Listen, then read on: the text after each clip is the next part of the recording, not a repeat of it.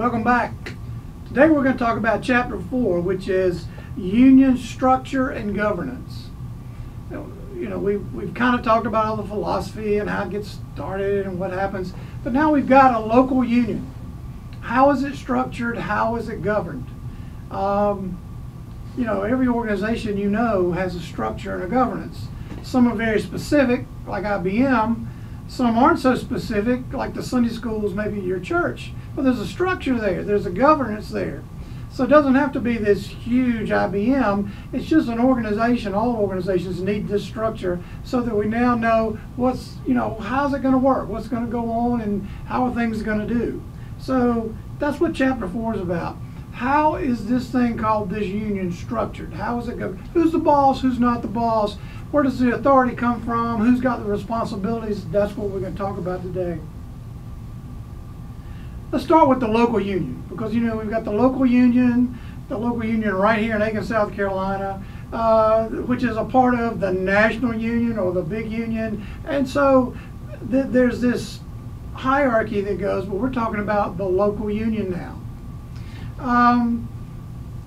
Local unions have 4 jurisdictions that are defined specific to the local union. These are the things that they are responsible for, and these are the things that they're held accountable for.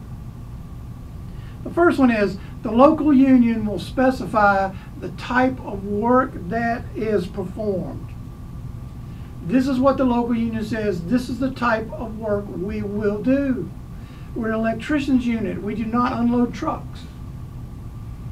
That's very focused, and a lot of people make fun of that. There was a famous comedian whose punchline was, "That's not my job," and that's what you hear about unions all the time. But if you're a trained electrician and your boss comes up and says, "Hey, I want you out loading the dock this afternoon," you go, "That's not why I was hired here. That's not what I was trained to do here." And so these local unions will specify, this is the type of work we perform and our members perform.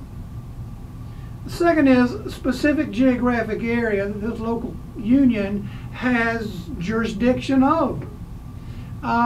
It's kind of like you can put up a McDonald's in this location in town, and that McDonald's will have an agreement with the national McDonald's that says you can have other McDonald's in town, but they can't be right next door. They can't be across the street. I've got to have some geographic area that's mine. Okay, so I need that to be competitive. And so local unions will do that. This is our specific geographic area. You're not going to have an electrical union in Aiken, South Carolina, and another electrical union in Augusta, Georgia, which are 15 miles apart. You're not going to do that. They're going to, and that's right on the border, so that might be an issue too. But the point is, I don't want you in my backyard. This is my competitive area, and this is where I want you to promise me this is mine. So the second thing they try to do is make sure the specific geographic area they're in. A third thing that the locals want to specify is the type of activities that they're involved in, such as bargaining. And that's kind of a gimme. Always the bargaining starts at the local issue. But the bargaining, the hiring, those kind of issues, we're going to handle that at this local level. So that's very important to establish.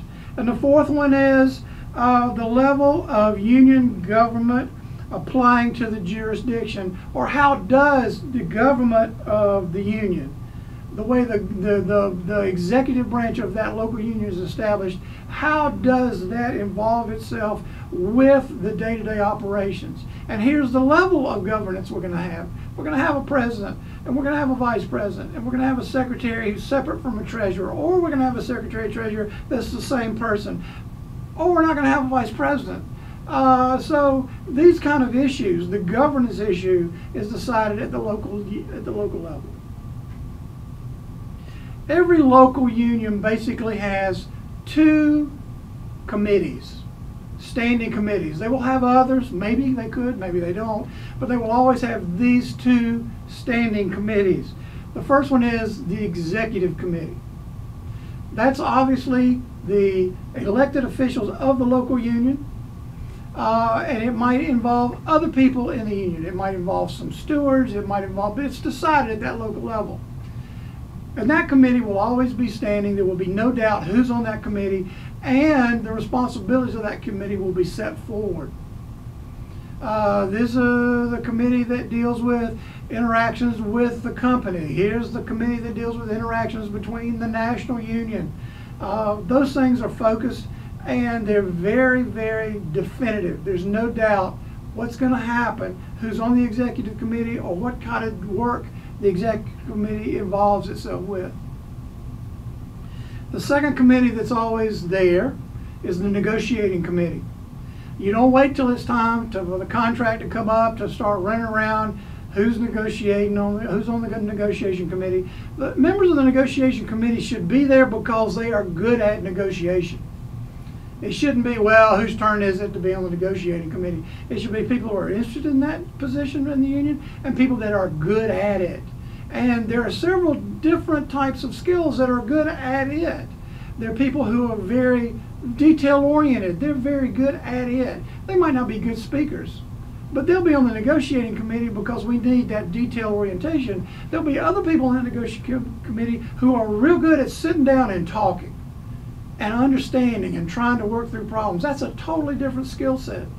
So the people on that negotiating committee should be picked because of their skill set in negotiating. So that's always an important thing. So these local unions will always have these two standing committees. They'll have that executive committee and they'll have the negotiating committee, always.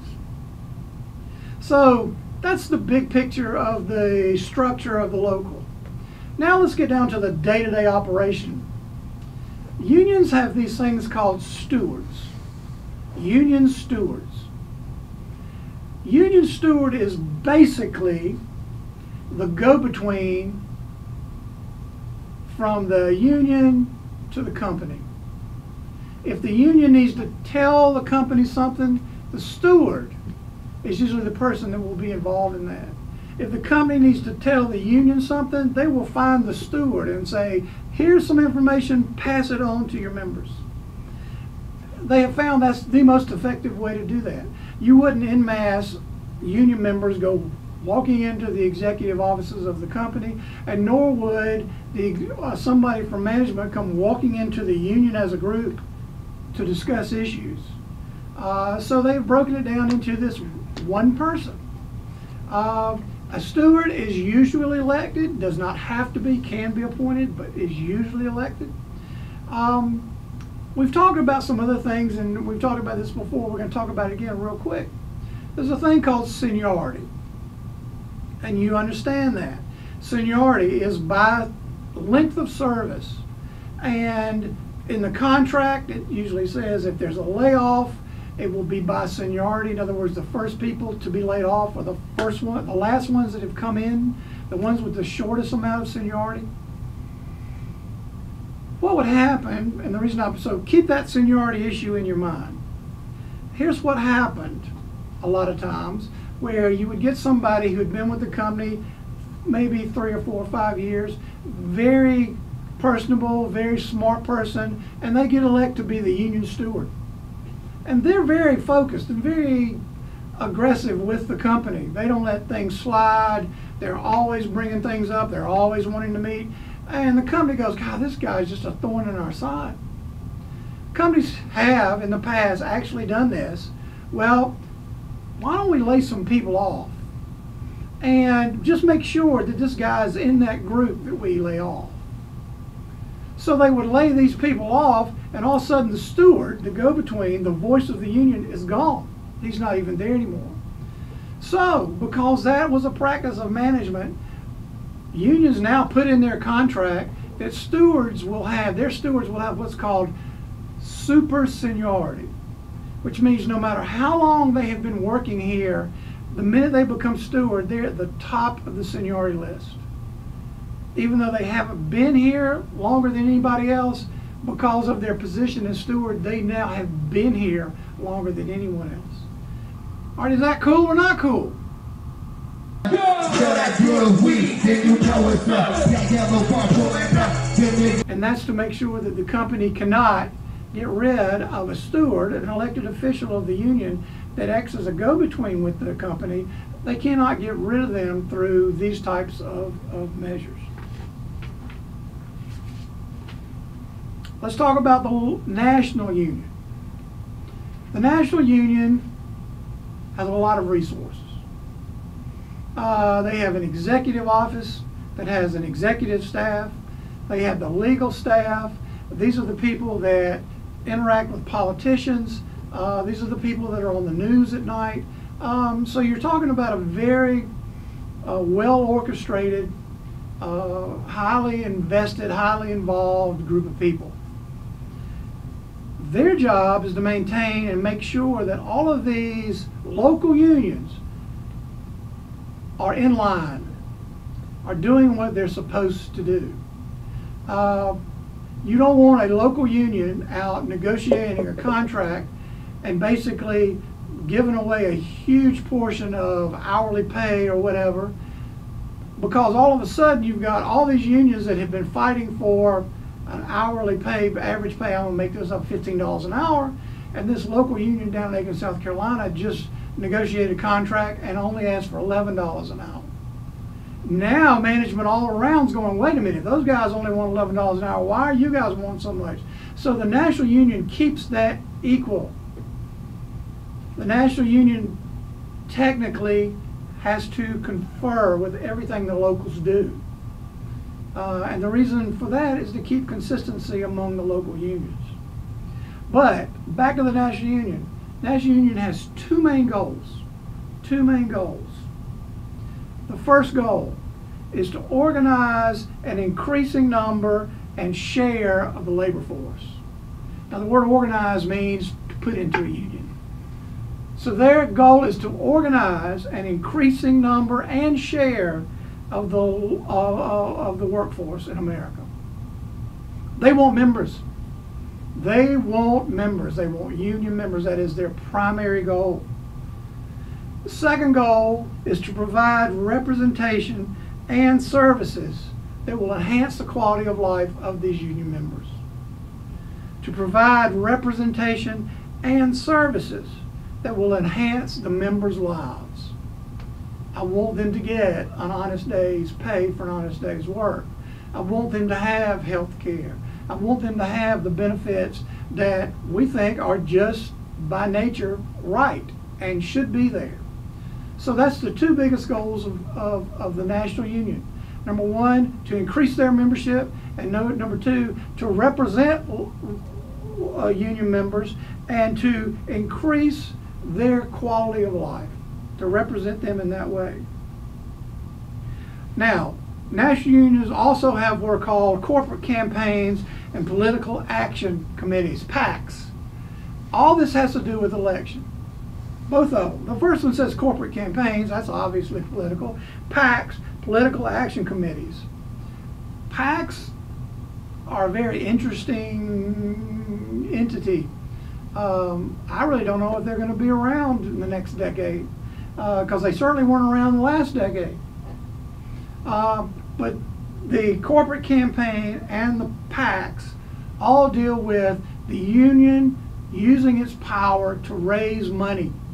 You can call it resources, you can call it whatever you want to raise money to support political campaigns for people who are favorable to unions and union legislation. So they go out and raise this money and they donate it to these politicians. And it's become very, very loose, the way political campaigns are run nowadays and the way political monies are coming in.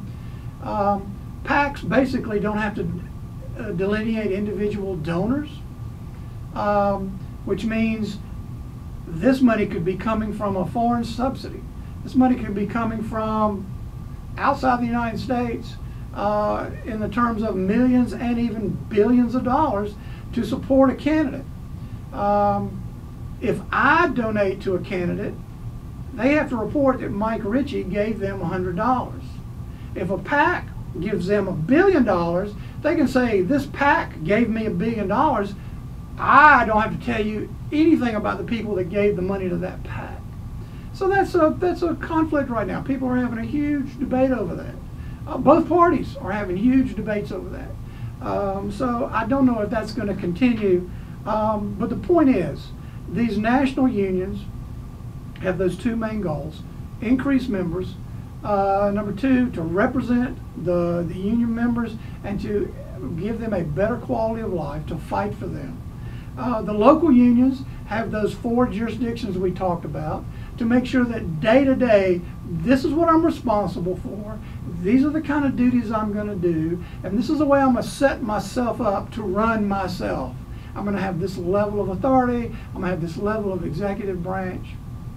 The local unions, again, in some, always have a negotiating committee that hopefully is staffed by people who are good at the job of negotiating. Then we talked about stewards, which again is part of that governance. That's the representation between the union and the company. So just understand this, and again, the book is in much greater detail. These are just kind of like a summary review, but you just need to understand that within the local union, there's a hierarchy of responsibility, there's a hierarchy of authority. In the national unions, same thing. There's this hierarchy. This is what they're there for, and this is their purpose. So this ends the union structure kind of deal that we've talked about in governance. So we'll see you next time. Be careful.